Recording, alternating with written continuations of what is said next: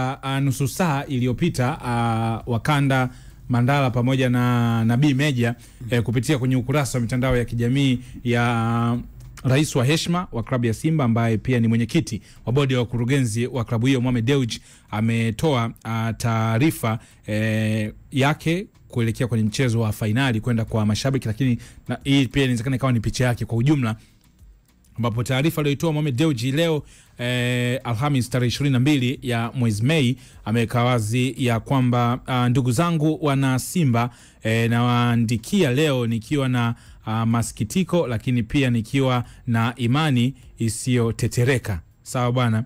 Mohamed Dewji ameandika, katika wiki chache zilizopita tumeshirikiana kwa karibu na taasisi husika kuhakikisha tunapata haki stahiki, fursa ya kuandaa mechi ya marudiano ya fainali ya kombe la shirikisho la kafu katika uwanja wa Benjamin Mkapa. Sawa bwana. Kwa mujibu wa vigezo vilivyotolewa, kila hatua ya ukarabati wa uwanja ilifuatwa kwa umakini ili kuhakikisha unakuwa tayari kwa mechi hiyo ya fainali. Wakati huo baadhi ya matukio yaliyotokea nyuma ya pazia yameacha maswali ya msingi. Taarifa zilizoanza kusambaa mtandaoni kabla ya taarifa rasmi kutolewa, tulieleza wasiwasi wetu kwa uwazi. Ni taarifa ya Mohamed Dewji imezungumza hivyo, lakini pia barua hiyo ambayo ikaendelea kuweka wazi ya kwamba pamoja na juhudi hizo zote, kafu imethibitisha kuendeleza uamuzi wa kuhamisha fainali hiyo Zanzibar. Bila shaka matokeo haya ni ya kusikitisha, si kwa Simba tu bali kwa mashabiki wetu na kwa wote waliotoa juhudi kubwa kuandaa tukio hili katika historia ya Simba na Tanzania. Kwa mtazamo wangu wa kibinafsi, hatukutendewa haki, lakini nasema pia hatujakata tamaa. Simba haijawahi kuwa klabu inayotegemea mazingira ya faraja. Tunastawi chini ya shinikizo, tukiendeshwa na imani na nguvu ya watu wetu. Tunaenda Zanzibar si kwa hiari bali kwa wajibu, na tutatimiza wajibu huo kwa mshikamano, kwa dhamira na kwa fahari yaliyosalia tunamwachia Mwenyezi Mungu. Lakini pia taarifa hiyo inaendelea kusema kwamba kwa wachezaji wetu mnaovaa nembo yenye historia, ingieni amani kwa vichwa juu, chezeni kwa ujasiri, kwa umakini na kwa utulivu, kama mashujaa wa Simba mlivyo. Sawa bwana. Kwa mashabiki wetu, naelewa hisia zenu, nami pia anahisia hivyo, lakini sasa ni wakati wa kugeuza hisia hizo kuwa nguvu ya pamoja. Tujaze amani kwa moyo, kwa matumaini na kwa sauti, tuwafanye wapinzani wetu waone na wasikie kishindo cha Simba popote tulipo. Hiyo taarifa imeendelea kusema, lakini asante kwa wadau wote waliowezesha safari hii: serikali, shirikisho la mpira, vyombo vya habari na kila aliyeshiriki katika maandalizi ya mchezo huu, na kwa wote wanaotazama uwanjani. Unaweza kuwa umebadilika, lakini sio kumradhi kidogo, anasema na kwa wote wanaotazama, uwanja unaweza kuwa umebadilika, lakini Simba ni yule yule. Dhamira yetu iko wazi, tunaelekea Zanzibar tukiwa tayari kupambana. Simba ni mfalme na anaweza kuunguruma popote. Mungu ibariki Simba, Mungu ibariki Tanzania, Mungu ibariki soka la Afrika. Imetolewa na Mohamed Dewji, rais Simba Sports Club na mwenyekiti bodi ya wakurugenzi. Tajiri katoa jambo hilo. Ofu yangu Kasuga. Kwa hiyo barua ukisikiliza vizuri au ukisoma unagundua kwamba kuna jambo ambalo yeye kama yeye anajua, kwa sababu mwaka 1993 ambao Mandala alikuwa anakata kuni kwa huko, walifanya ujanja fulani hivi, mechi wakailetea ujanja. Kwa hiyo hata pia nahisi kuna jambo linaweza ikawa limefanyika, kwa sababu hawa jamaa wana mambo fulani ya samjo. Sasa wanangu, leo mna stories za vijiweni. Stories za vijiweni si lazima Wakanda. Sina zinamwambia. Hii taarifa ambayo ametoa Mohamed Dewji ni taarifa ya umoja, kutengeneza togetherness kwa wana Simba, lakini na yeye kama kiongozi wa juu wa klabu ya Simba, kwa sababu yeye ndio mwenyekiti na kama ambavyo hapo rais wa klabu ya Simba na mwenyekiti wa bodi ya wakurugenzi, ameonyesha wasiwasi na mashaka kwenye kuhamishwa kwao kwa uwanja kutoka Benjamin Mkapa kwenda uwanja wa Amani Zanzibar. licha ya mambo yote, lakini kitendo cha Mohamed Dewji kuitoa hii taarifa leo ni kutuonyesha kwamba bado hana imani, licha ya kwamba anasema yapite, lakini kuitoa leo wakati klabu ishatoa msimamo, maana yake atuonyesha kwamba bado kuna vitu wanaona haviko sawa. Yes, I think sasa ni muda rafiki kwa Simba kukubaliana na uhalisia. Na uhalisia wenyewe ambao tutauzungumza hapa ni maisha ya mpira wa barani Afrika. Barani Afrika siku zote ni lazima uwe una uwezo ndani ya uwanja, lakini uwe una uwezo mara 2 ama mara 3 zaidi nje ya uwanja. Huku ndiko unakotengeneza njia ya kurahisisha kupata matokeo ya ndani ya uwanja. Leo hii tumeshuhudia alianza Crescentus Magori ambaye ni mshauri wa rais wa Simba Mohamed Dewji. Baada ya hapo tukaja tukasikia kauli za kina Ahmed Ali. Baada ya hapo likatoka statement ya klabu ya Simba, na leo amekuja kutoa statement Mohamed Dewji. Ukizilink hizi statement zote zinaelekea nguvu ya RS Berkane nje ya uwanja. Sio kile ambacho RS Berkane atakifanya ndani ya uwanja, hapana. Lakini vyote ukisikiliza, Mohamed Dewji anaamini wameonewa.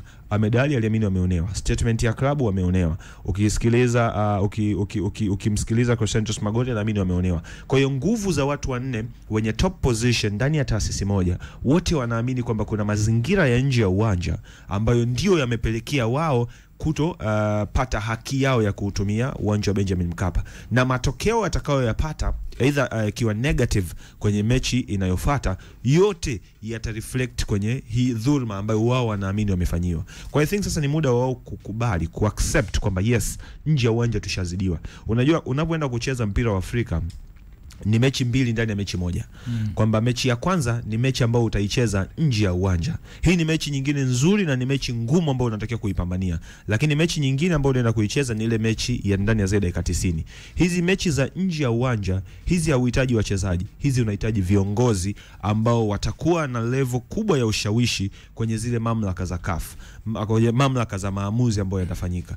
Leo hii RS Berkane labda kwa namna moja au nyingine, kwa mujibu wa Simba, wanaamini nguvu ambayo RS Berkane wanayo kwenye kuinfluence maamuzi ya shirikisho la soka Afrika ndio ambayo imepelekea wao kwenda kucheza kwenye dimba la Aman Complex. Kwa hiyo kwangu I think sasa Simba nao wanatakiwa kujua okay, kwamba tunapoenda kutafuta ukubwa, wakubwa huwa wanapita wapi. Wajua Berkane ukimwangalia amekuwa haraka sana. Yes. Berkane anapanda daraja 2009 na kuja ghafla 2019 Forza anawaacha, wanaanza kushiriki final CAF Confederation, wanafika hatua ya finali. Leo hii wako kwenye finali yao ya 5. Lakini angalia wao wanachokifanya, wanafanya nini? Wameangalia zile klabu zao kubwa zilikuwa zinapita wapi. Wamekanyaga mule kwenye ile footprint iliyoachwa na Wydad, kwenye footprint iliyoachwa na Raja Casablanca, kwenye footprint ambao wanapita kina Al Ahly, kwenye footprint waliokuwa wanapita kina Zamalek. Kwamba wanaofanikiwa wanapita wapi? Wanaofanikiwa wanafanya nini? Afrika hapajawahi kuwa na klabu ikatoa taji kwa bahati mbaya. Unaweza ukareflect ile Mamelodi Sundowns kwamba walitoa taji out of nowhere, lakini ukireflect utakuja kukuta kwamba kuna sehemu ya maamuzi ya CAF yaliwabeba. Kama utakumbuka Mamelodi anavyotoa lile taji, Mamelodi 2016 hakupaswa hata kushiriki hatua ya makundi. Alifungwa na AS Vita kwenye hatua za mtoano, lakini kwenye maamuzi yaliyokuja kutolewa na shirikisho yakampa faida AS Vita, akaondoshwa kwenye makundi, Mamelodi akapachikwa kwenye ile kundi good enough kwake, akaenda mpaka hatua ya finali. Kwa hiyo power ambayo alikuwa nayo nje ya uwanja Mamelodi pia ilimsaidia yeye kutoa taji. TP Ngabo Mazembe, we all know Mazembe namna ambavyo Moize Katumbi alikuwa na ushawishi, power aliyokuwa nayo at that time. Kwa hiyo Afrika huwezi ukayapata mafanikio kama hauna nguvu kubwa ya ushawishi nje ya uwanja. Kwa hiyo huko nje ya uwanja unaendaje? Huko nje ya uwanja ni kuhakikisha kwamba wale top wale watu wa juu kabisa kwenye shirikisho, wale wote wanakuangalia wewe kama mkubwa wa wenzao. Yaani wale wote kwa maamuzi, either ni rais, either ni makamu wa rais, either sijui ni wenye viti wa zile kamati tendaji za CAF, either watu kwenye zile position, wote wanapokaa kwenye meza yao wanakuangalia wewe, yes, huu ni mkubwa mwenzetu. Ukienda CAF sasa hivi rais Patrice Motsepe ana relation na Mamelodi Sundowns. Leo Mamelodi akiwa bingwa Afrika ushangai. Ukienda makamu wake Forza Legja RS Berkane. Ukiberkane leo akiwa bingwa wala ushangai. Kwa bingwa wa Morocco wala ushangai. Kwa bingwa wala ushangai kwa sababu ndio hiyo power ambayo wenzetu wanayo. Kwa hiyo kama wenzetu kuna timu moja inaitwa Petro Athletic Rwanda. Petro Rwanda nitaenda kwa Yanga. Petro na Yanga kwa nini hawajafanikiwa? Meja umeingia kwenye mtego. Petro na Yanga kwa nini hawajafanikiwa? Petro na Yanga hawafanikiwi kwenye kimataifa kwa sababu hiyo tu, kwamba unaenda kwenye hayo mashindano, una watu wa aina gani ambao watakusaidia wewe kwenye yale maamuzi magumu pale ambapo unatakiwa upate haki. Ni nani atakayeitetea haki yako? Yanga alifunga goli pale South Africa, goli zuri tu. Ziza napiga, unagonga mjuu, unadunda ndani. Kwenye hawataka hata kutumia VAR. Wala ingekuwa ni Al Ahly, ingekuwa ni Mamelodi, ingekuwa ni Zamalek, ingekuwa ni Raja, lile goli watu wanaletwa kati. Lakini kwa sababu gani? Wewe ni Yanga, utatufanya nini? Yani mechi ikiisha, goli juzi na Simba mechi ikiisha na Morocco, Berkane ilikuwa offside. Berkane ilikuwa offside. Kwa hiyo unakuja ujikuta kwamba Berkane ilikuwa offside. Kwa hiyo unakuja ujikuta kwamba hawa watu pale ambapo kuna yale maamuzi tata, yale maamuzi ambayo unatakiwa sasa mmoja aonekane tu amebebwa, atabebwa nani? Atabebwa yule mkubwa. Kwa hiyo kwa sababu mimi naamini ile tukio leo kama angekuwa ni Mamelodi pale, simple, yani no discussion. Watu wanajiuliza wewe ni Yanga, tukisha kuondoka kwenye michuano una nguvu gani? Yes, yani una nguvu gani ya kututikisa Afrika kiasi kwamba turudi tena mezani tukujadili? Unakuta Yanga hana hiyo nguvu. Kwa hiyo unakuja kujikuta Yanga kaa pembeni, Mamelodi Sundowns twende. Kwa hiyo kwangu mimi ni muda sahihi sasa wa soka la Tanzania kuanza kujiweka karibu na watu ambao mwisho wa siku watakuja kutusaidia kwenye haya maamuzi ambayo yanahitaji ushawishi wa baadhi tu ya watu. Unahitaji ushawishi wa watu wa ndani ya taifa lako, unahitaji ushawishi wa watu waliopo kwenye zile nafasi za juu za CAF. Simba aliwahi kupata bahati ya kuwa na mtu kwenye hizo kamati, baada nafu alimuondoa wao wenyewe. Barbara Gonzalez, Baba alikuwa kwenye hii kamati. Baba aliondoka mwenyewe.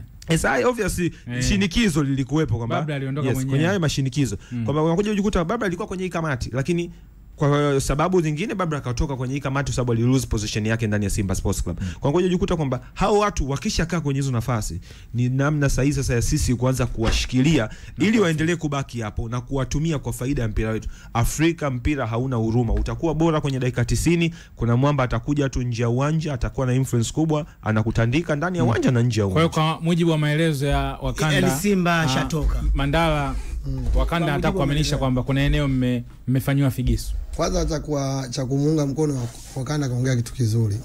Hata huyo Meja kuna kitu atakuwa ajiulize kuhusu Simba Sports. Unajua ukimkutana na shabiki wa Yanga ambaye anajitambua, ile mechi ya kutolewa robo finali, mashabiki wengi wa Yanga wanaojitambua na kwamba hii mechi angekuwa Simba angeenda, wana kitu anakimaanisha kwamba katika michuano ya kafu Simba na kitu cha ziada tofauti na Yanga kwa hapa nchini kwetu. Kama unatambua hilo, ni jambo gumu sana kukataliwa goli ugenini, hata kama offside. Ile goli la Warabu lilokataliwa juzi la Simba, halafu goli la 3. Kikawaida nchi kutoka Afrika yetu sisi kwa Tanzania, goli kama ile haliwezi kukataliwa japo kwa ni offside. Lakini kitu kikubwa mpaka goli linakataliwa ni jambo kubwa sana. Unaenda South Africa, Simba wanafungwa goli mechi ya kuingia finali, goli linakataliwa na VAR, si ndio? Kwa hiyo Simba na kitu cha ziada tofauti na Yanga. Japo Yanga rais wao wanasema nje ya uwanja, ndio nje ya uwanja, ndio wanachomaanisha kwamba mipira ya Afrika inatakiwa kucheza ndani ya uwanja na nje ya nini ya uwanja. Ndio maana ukikutana na shabiki wa Yanga mwenye akili timamu, anakuambia hii mechi angekuwa Simba angeenda. Kwa tukikutana hapa inakuwaje? Kuna mashabiki wa Yanga wenye akili timamu na kuna mashabiki wa Yanga kama kina nani hao, kina Meja, mashabiki ambao hatuwaelewi. Kwa hiyo Mandala, kwa hiyo sasa hizi nyinyi mmezidiwa nguvu na Bekani. No. Bekane na hakuna, sijamaanisha hivyo. Namaanisha Simba na Bekane mpaka sasa hivi mzani upo mmoja. Tunapimana ukizungumza hivyo kwa sababu ukiona hii anachozungumza Mohamed Dewji kwamba hisia mlizonazo na yeye pia ni hisia hizo anazo. Na kitendo cha taarifa kwenda Zanzibar kutoka kabla hata wao hawajaambiwa, wanaamini wasiwasi. Hapo tunapimana nguvu na Marekani. Maana yake nyewe mmezidiwa nguvu. Tunapimana nguvu. Kama umehamishwa kwenye eneo ambalo wewe unaamini huwa ni kiota chako cha kupatia ushindi, maana yake wewe umekuwa defeated. Na hata hii barua ya Mohamed Dewji kuna eneo nasisitiza kwamba jamani, tunyanyue hivyo vichwa, tutakuwa tupo amani. Lakini Simba ni ile ile. Yaani hivi Ibra, kuna kitu nataka unielewe. Yaani kuna eneo watu wanakutengeneza Ibra, kuna kitu nataka unielewe hapa. Wamekutia udhaifu. Sawa, kuna kitu nataka unielewe. Bekana anatumia mbavu zake yeye anazoziweza. Kwa upande wake ndio huwa anatumia yeye. Na sisi Simba tutatumia mbavu zetu sisi tunazoziweza. Utumia wapi? Kuna mbavu zetu. Nakupa mfano hai Ibra. Unalikumbuka goli tulofungwa la 3 Bekana, unalikumbuka? Waberikani Ile sio walishangilia. offside. No, nilikwambia lile goli Waberikani walishangilia. Lakini kwa ukubwa wa Simba. Subiri kwanza. Tuwekane sawa. Kane alifunga goli. Ndio. Lile goli baada ya kuchora mistari ile chuma ni offside. Point ya msingi kwa hivi. Sasa wewe labda utuambie kwamba kama ingekuwa timu ya kawaida ndio ninachosema kwamba watu wasingejisumbua. Kwa ukubwa wa Simba, kuna timu ya kawaida ilipata goli South Africa. Kuna timu ya kawaida Aziz Ki alifunga goli. Liliwekwa chuma. Goli ilikuwa clear ile. Chuma iliwekwa ile. Ule ndio udogo wa timu unaoona. Umeona Simba ilivyo sasa hivi. Chuma inafungwa pale mbele ya Waarabu inaenda nakataliwa goli. Kubadilishwa uwanja kwa ana mbavu zake. Ndio maana nimekwambia hapa anashindana ukubwa. Yeye katumia mbavu zake kubadilisha uwanja na sisi tutajua ukubwa wetu tunatumia wapi. Bwana hii ni Kipenga Extra, mashabiki wanapimana ukubwa na ubavu hapa. Kama tukizungumza Mamelodi alimzidi Yanga, si ndio? Lakini saa hizi yani kama Figisu wamepigwa Figisu nyumbani. Mfano mzuri kwa hichi ambacho kinatokea sasa hivi. Simba amecheza na Orlando Pirates. Benjamin Simba alishinda goli moja, walipoenda Orlando Stadium Simba akafungwa moja. Goli alilofungwa Simba Orlando Stadium ni goli ambalo ni clear offside. Walienda mpaka kwenye VAR, mistari iliyochorwa kwenye VAR mpaka leo ni kituko. Pape yule aliyefunga goli somebody Pape wakati anafunga ile goli ukiwa kumwangalia alikuwa kwenye eneo la kuotia peke yake anafunga ile goli safi kabisa, lakini chuma ilikuja ikawekwa kati. Kwa sababu gani? Muda ule Pirates alikuwa na nguvu kuliko Simba. Kwa hiyo mpira wa Afrika huko hivyo, yani wewe fanya ufanyavyo, hauna nguvu nje ya uwanja, kuna offside itapatikana. Ni kweli ni offside, mwamuzi anasema sio offside na mistari ya VAR itachorwa imepinda. Haya basi, tuzidi kupeleka viongozi kwenye kamati za CAF huko. Tunarejea mara baada ya mapumziko. Kumbuka tupo na mtandao super wa Vodacom, tunalipa bill. Tukirejea hapa tutakuja kutazama gharama za uwanja wa Amani kwa upande wa maandalizi kwa kikosi cha Simba. Serikali ya Mapinduzi ya Zanzibar kupitia kwa Rais Dr. Mwinyi watakava zile gharama zote. Tunakuja kusomea taarifa ikiwa ni kamseleleko kingine Simba wamepata baada ya kuhamishwa makazi. Kipenga Extra. Usitoke. Baki hapo. Tunalipa bill.